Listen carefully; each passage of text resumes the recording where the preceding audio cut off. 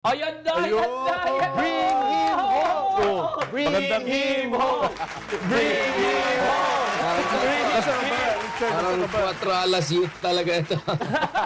Grabe energy level niyo, grabe. Narinig mo kami? Narinig mo kami? Okay ba tayo? Yes, narinig ko kayo. Nagmumug ka na ba? Nagmumug ka na? Bagong gising ka? Ako, 8 hours behind pala ako. Akala ko 7 hours behind. Nag-adjust na pala. 6 Pero a.m. pala naligo dito. ka naman. Pero parang Naligo ka morning naman. show ang dating niyo sa akin. Grabe. Sobrang morning show energy. Naligo ka naman? Medyo. Kasi nag-update ako dito sa videos ni Harry Roque. Siyempre malapit kami na sa Europe kami lahat. Si Zaldi, si Harry. So I'm just looking for any Harry updates or Zaldi updates dito. Nagkita na ba kayo? Di pa. Nakita mo. Soon. Sapa. We don't Pero siya malaking talong na hawak. Nakita mo yan, Dino? Ano? May malaking talong na hawak si Harry. Talong? Talong ba yan? Grapes! Meron yan! Tignan nyo! May talong? Makukompleto na ni Harry bahay kubo kung ano-anong mga pagkain. Ano ba yan? Anong tingin mo, Richard? We're happy to have you live. Yes, diba? And we are. sana sa studio soon. Pero ano masasabi mo dito sa mga bagong listahan ng kinasuhan ng pinapakasuhan ng ICI? Anong tingin mo? In fairness naman, mukhang lang to, first batch lang ito, no? So, yung mga kinausap natin, mga kaibigan natin na medyo informed dito, sabi nila, parang first wave lang naman ito. So, naintindihan ko yung mga kritiko ng ICI na sinasabi, bakit ito lang mga tao na to, ang dami pang ibang tao, parang say hi, say cheese, yung iba. Pero para sa akin, hintayin lang natin, baka may posibilidad na there gonna be new waves na mga tao na kakasuhan nila. So, at in fairness naman yung sa ICI, I think medyo napapressure na rin sila sa taong bayan na nag-get sila na mataas ang expectations sa kanila to be swift about this. Yung mga ilang eksperto katulad ni sila Justice Carpio, for instance, sinasabi nila, kayang-kaya ito within a few months. Hindi kailangan ng isang taon or 6 or 7 months para mag-forward ng mga kaso. And of course, yung ICI ngayon, naging bukas na rin, hopefully soon, di ba? Yung mga hearings sila. So, nag-adjust na rin sila. I think they're feeling the pressure. So, duda ko, hindi lang ito end of the story. Magkakaroon pa tayo ng mga next waves pa ng mga cases. But I'm sure, Dino, nandyan kayo on the ground. Perhaps you're better informed than me. Pero ako, yun ang basa ko dito. Of course, now meron din ng isang constitutional challenge dito sa ICI dahil dun sa precedents ng Philippine Truth Commission na yung Equal Protection Clause daw ay na-violate dito. And in short, dahil nga executive order ito, presidential executive order itong ICI at maraming sangkot dito sa corruption scandal ay taga-executive department. So may mga conflict of interest issues ay nire-raise ng at least isang kababayan natin nagsampa ng kaso sa Supreme Court. Ako naman, feeling ko, the ICI is also gonna feel pressure on multiple fronts dahil itong Supreme Court natin ngayon ay nagpupush din for expediting itong mga kaso related sa corruption. For instance, meron tayong itong new initiative sa ating Supreme Court, itong Strategic Plan for Judicial Innovations, SPJI, to also make sure na yung ating judiciary ay pwede mag-contribute dito. At the same time, nakita din natin yung ombudsman rin got the ball rolling. Again, alam na alam ni Dino yan dahil back in the day under the previous ombudsman. Dahil walang nangyari dito sa mga issues related to transparency and accountability, especially sa Salen issue. Now, nakikita natin with Ombudsman Remulla, things are moving. So in short, hindi isolated yung ICI. Kasama siya sa lahat ng itong mga moving parts na yan. At the same time, nafe-feel din niya yung public pressure. So ako personally, I'm willing to still give it time and I will still withhold judgment kung itong ICI na to ay may saysay or hindi. So far, not so good, pero I think so far, good enough. Richard, tatanungin lang kita. Sabi mo kanina, you mentioned na first wave pa lang or phase 1 pa lang yung mga unang pangalan na lumabas. Sino kaya ang tingin mo na dapat nasa phase 2 or naririnig mo na lalabas dun sa phase 2 or wave 2 ng listahan? At saka may alam ka ba kung kailan yan na lalabas? Bigay ng mga pangalan. Oo, sinong tingin mo na dapat? Pala mo ligtas ka na. Nagluleta kasi kami kanina eh. Alam mong ligtas yung mga iba siya.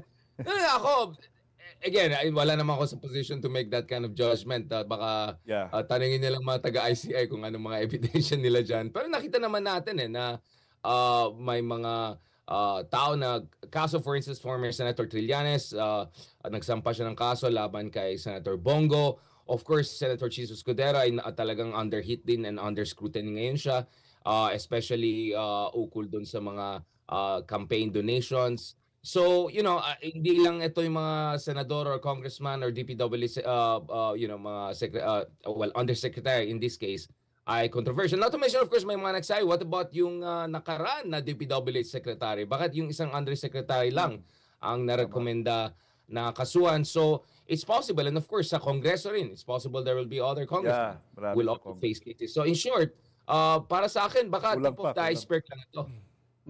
Richard, when you say bakit yung undersecretary lang, yung DPWH secretary, who are you exactly referring to? Dating DPWH secretary.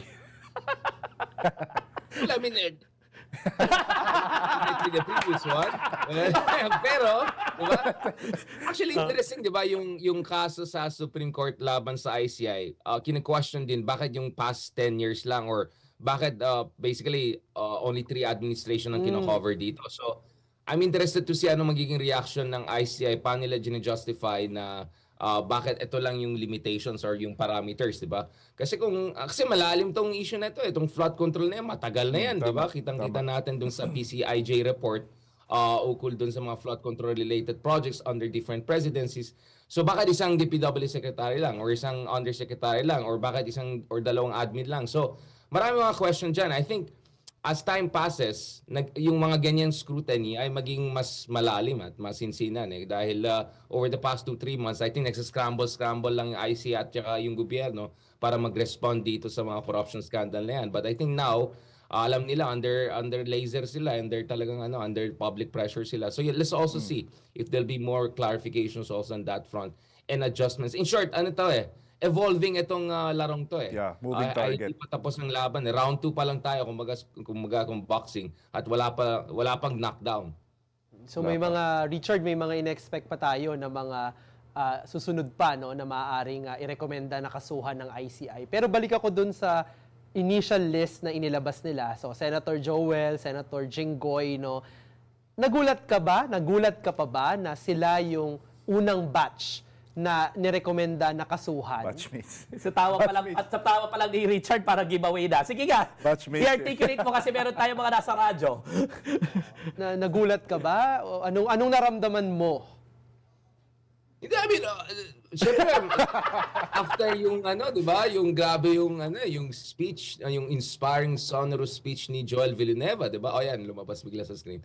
I mean, I was expecting, siguro naman, ligtas na. At saka si Senator Jinggoy, tahimik na, di ba? Biglang nawala na sa eksena, nire-recycle na lang yung mga old videos. So sabi ko siguro, baka na lang, they're just waiting it out, nagpapalamig katulad natin, katulad nila Harry at Zaldi dito.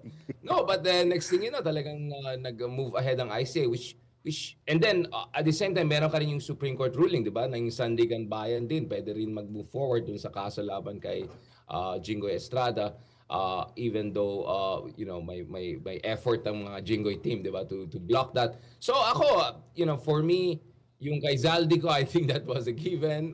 Dun sa DPWH Undersecretary, I think that was a given. But katulad nga naman, napaisip din ako kung ito na yung final list. Kaya nagtatanong tayo dun sa mga kaibigan natin. At ang reassurance naman sa atin is mukhang first wave pa lang ito. Pero yun nga, I was expecting after yung very inspiring speech ni Senator Joel Villanueva kung saan talagang in-explain niya na talaga wala siyang kasalanan. In fact, if anything, siya pa nga yung advocate for transparency sa flood control projects. Sabi ko naman, siguro naman, medyo na-convinced ng ICI na how dare you to even question his integrity. And yet, here we are. At si Jinggoy naman, kahit tahimik na, parang hindi pa rin sure kung ligtas siya. Well, gusto ko lang sabihin siguro, kasi yung kasuhan na yan, simula yan, di ba? Pero usually, ang nakakalungkot dyan is ina-out-endure endurance ito para sa kanila eh. Nakita na natin nung nakaraan na kinasuhan sila, tapos papatagalin nila, mag-hire sila napakaraming abogado na napakagaling, ide-derail nila yung proceedings, tapos biglang one of these days, after 6, 7, 8, 9, 10 years, biglang wala na silang sala. Pagka humupa na yung init, humupa na yung pagtingin ng mga tao, hindi na siya ganun ka-controversial, biglang makakawala, no? Tandaan natin, kung imbak sila ng maraming pera because of this, di gano'n lang gagawin nila scheme. You out-endure the system. At ang mahirap doon ay yung pera mismo na hinahabol natin na pinagkakitaan nila yung mga flood control projects, yung kinita nila doon, yun din yung maaaring gamitin nila para talagang mag-hire ng mga abogado, mag-hire ng mag-bribe dyan, no, kaliwat kanan, no, para mapanatili na sila ay hindi mapanagot. Aantayin lang nila na magbago na naman ang administrasyon by 2028. Baka sana mananalangin sila, nakakampi nila. O kung hindi pa, worse, no? Sila din ay magdo-donate ng pera, magiging part yan ng campaign, war chest, no? Vicious cycle. So talagang may pangangailangan na ngayon pa lang mabilis at maging maagang aksyon. Sabi ko nga, dapat naman bigyan nyo naman ng magandang regalo ang mga kapwa nating Pilipino ngayong Pasko. Dapat hindi na yan umabot ng Pasko, makita naman natin, may bago di bang detention cell na ipinakita yung ICI. Ano bang paboritong ulam ni Sen Joel at Sen Jinggoy? Ako, magpapadala ko sa inyo dyan, sa detention center. But salamat, Richard, for joining us. Alam ko madaling araw dyan. Any last words? No, I mean, tamang-tama ka, Dino, no? In fact, binabantayan ko rin yung mga Sandigan Bayan cases. Recently, nakita niyo, di ba, even sila Napoles ay medyo na-vindicate. Supposedly, sila Jejo Marbinay, and then even yung mga ill-gotten wealth ng Marcos dictatorship era. Ang daming mga kaso na not very encouraging yung mga developments na nakita natin sa Sandigan Bayan, to be honest about it. Kaya tama ka, Dino, dapat babantayan natin talaga mga kaso nito. At we have to make sure na this time is different, na hindi naman pwede na isang dekada na naman itong mga kaso na to at saka maano tayo dyan, di ba? Mamarathon tayo dyan. We know that political attention, political mobilization, at yung mga political tenure ng current administration ay limitado. So kaya mahalaga na in the coming weeks, magsasagawa ng continuous mobilization ng mga civil society groups at mga iba't ibang mga advocates ng transparency at yung mga galit sa corruption to make sure na talaga itong mga state institutions natin this time will be different. Tama ka, Dino. We want to make sure na yung impunity na nakita natin in the past hindi na naman maraming salamat, Richard, di ba? And see you very soon dito Richard, sa studio. kailan balik mo? Bukas na yan. Nag-ipon pa ako sa ticket, ang mahal lang. Umaksak kasi yung peso natin, di ba? Ang mahal lang ngayon ng pounds. Tama na kasi pag-business class mo. Business class, mahal kasi talaga yun. Mahal talaga yun. Pero,